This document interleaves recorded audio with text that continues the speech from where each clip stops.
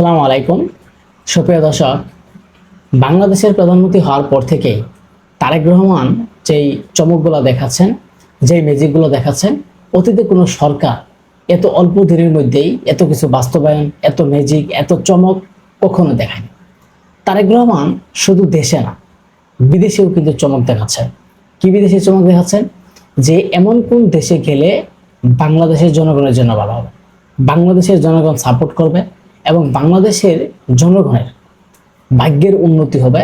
তারেক রহমান কিন্তু ঠিক দেখে দেখে সেই দেশগুলাই যাওয়ার চিন্তা করছে এবং সেই দেশগুলোর মধ্যে যে চুক্তিগুলো হবে, সেই চুক্তি হবে দেশের জনগণ কিভাবে ভালো থাকে, দেশের বেকারত্ব কিভাবে দূর করা যায় এবং দেশের যারা বিদেশে যেতে চায় তাদের জন্য কি কি করা যায়। আজকে কিন্তু তারেক রহমান সেই চমকগুলাই দেখাচ্ছেন।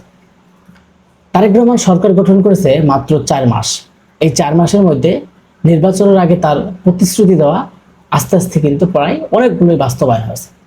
আপনারা জানেন, সেগুলো আমি আসলে বলতে চাই না। আমি একটা কথাই বলি যে বিএনপি সরকারের কথা বিএনপি সরকার নিজে প্রকাশ করতে চায় না, যে মানুষ যেন বলে যে বিএনপি সরকার আসার পর জনগণের জন্য কি কি করেছে। হয়তো সবার মন এখনো তিনি জয় করতে পারে নাই, কিন্তু 4টি মাসে একটা সরকার দাঁড়াতে কিন্তু সময় লাগে। একটা বঙ্গুর দেশ, একটা মানে এই দেশের অর্থনীতি এতটাই খারাপ অবস্থা যে আওয়ামী লীগের পর থেকে এই দেশের অবস্থা তেমনটি ভালো নেই। কিন্তু আওয়ামী লীগ যখন চলে গেছেন, সবকিছু নিয়ে চলে গেছেন। এখন যে বাংলাদেশের অবস্থা, একটা বঙ্গুর দেশকে, এই দেশকে সংস্কার করে সুন্দর করে আগামীর বাংলাদেশ বিনির্মাণ করাই হচ্ছে তারেক রহমানের কাজ। তারেক রহমান শুধু দেশের ভিতরে তিনি যে ম্যাজিক দেখাচ্ছেন শুধু তাই না, রাজনৈতিক ম্যাজিক দেখাচ্ছে তাই না, বিদেশের মাটিতেও কিভাবে ম্যাজিক দেখা যায়, বিদেশের মাটিতেও বাংলাদেশের জনগণের জন্য কি কি কাজ করা যায় তার পরিকল্পনা অলরেডি তিনি করেছেন।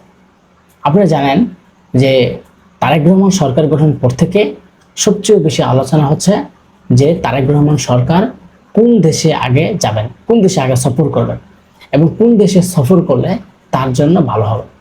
দুইটা দেশ পররাষ্ট্রমন্ত্রী খলিলুর রহমান বলেছিল, একটা ভারত, একটা চীন। কিন্তু তিনি এর বাদ দিয়ে আরেকটি দেশ পরিকল্পনা করেছে, যেই দেশে তিনি এখন যেতে ইচ্ছুক, সেটা হচ্ছে মালয়েশিয়া। মালয়েশিয়া কেন যেতে চাচ্ছেন এবং মালয়েশিয়া কি কারণে তিনি যাবেন? আগামীকাল 22 তারিখেই তিনি মালয়েশিয়ার উদ্দেশ্যে রওনা দিতে পারেন। মালয়েশিয়ায় মূল যাওয়ার কারণ হচ্ছে মালয়েশিয়ার সাথে বাংলাদেশের যেন একটা ভালো সম্পর্ক তৈরি হয় এবং বাংলাদেশের মানুষ যারা মালয়েশিয়ায় যেতে ইচ্ছুক এবং দীর্ঘদিন যে টানাপোড়ার কারণে মালয়েশিয়ায় নিয়োগ বন্ধ এবং মালয়েশিয়া সরকার বাংলাদেশে লোক নিচ্ছে না, এবং যাতে বাংলাদেশ থেকে অনেক লোক নেয় এবং বাংলাদেশের একটা বেকারত্ব যাতে দূর হয় এবং বাংলাদেশের সাথে তাদের যে চুক্তি এবং তাদের যেই সম্পর্ক, সেই সম্পর্ক যেন দীর্ঘস্থায়ী হয়, আরও যেন সম্পর্ক করে ভালো একটা উন্নত দেশের দিকে এগিয়ে যাওয়া যায়, এই পরিকল্পনা কিন্তু তারেক রহমান। এরপরে তিনি হয়তো 26 তারিখের মধ্যে তিনি চীনে যাবেন। সেখানে চীনের সাথে একটা সম্পর্ক হবে যে বাংলাদেশের যত রকমের প্রজেক্টগুলো আছে, বড় বড় প্রজেক্ট যেগুলা করলে বাংলাদেশের জন্য উন্নয়ন হবে এবং বাংলাদেশের মানুষের একটা ভাগ্যের পরিবর্তন করবে এবং বাংলাদেশের চীনা মেডিকেল এইগুলা দ্রুত করার জন্য তারেক রহমান হয়তো চীনের সাথেও একটা আলোচনা করবেন এবং বৈঠকে বসবেন। বিশেষ করে সেখানের যে আলোচনা হবে সেখানে হচ্ছে গার্মেন্টস শিল্প, যাতে বাংলাদেশের যে গার্মেন্টস শিল্পগুলা বন্ধ আছে, বিএনপি সরকারের সময় ছিল আওয়ামী লীগের দীর্ঘ 17 বছরের যেই একটা ক্ষমতা, সেই ক্ষমতার কারণে অনেক গার্মেন্টস ফ্যাক্টরি হয়তো অনেক বন্ধ হয়ে গেছে। সেই গার্মেন্টস ফ্যাক্টরিগুলা কিভাবে চালু করা যায়, কিভাবে সেগুলো সামনের দিকে এগিয়ে নেওয়া যাবে, এর জন্য বাংলাদেশের ব্যাংককে যেভাবে সহযোগিতা করার বলে দিয়েছেন এবং সেই চীনের সাথে সহযোগিতা করে সেই গার্মেন্টস ফ্যাক্টরিগুলো কীভাবে আরও নতুনভাবে বিনির্মাণ করা যায়, আরও গার্মেন্টস ফ্যাক্টরি ব্যবসা বাণিজ্য চীনের সাথে কীভাবে বাড়ানো যায়, তার জন্য চুক্তি হবে। এবং বিশেষ করে সীমান্ত বা পদ্মা ব্যারেজ বা যমুনা বিভিন্ন জায়গায় যেই কাজগুলো করা হবে, এই কাজগুলো যেন চীনের হাতে করা হয় এবং চীনের সাথে সম্পর্ক তৈরি করে যেন সামনের দিকে এগিয়ে যাওয়া যায়। আজকে তারেক রহমান যেই ম্যাজিক ম্যান, এটা আমাদের মানতে হবে।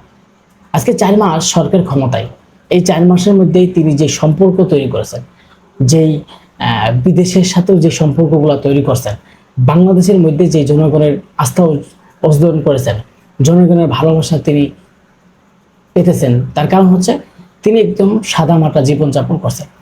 যে একজন প্রধানমন্ত্রী হয়ে খুব সিম্পল হিসাবে একজন সাদামাটা মানুষের জীবনযাপন করা, সাদামাটা জীবন কিভাবে যাপন করা, আমি এর কয়েকটি বিষয় নিয়ে আপনাদের সামনে আলোচনা করব।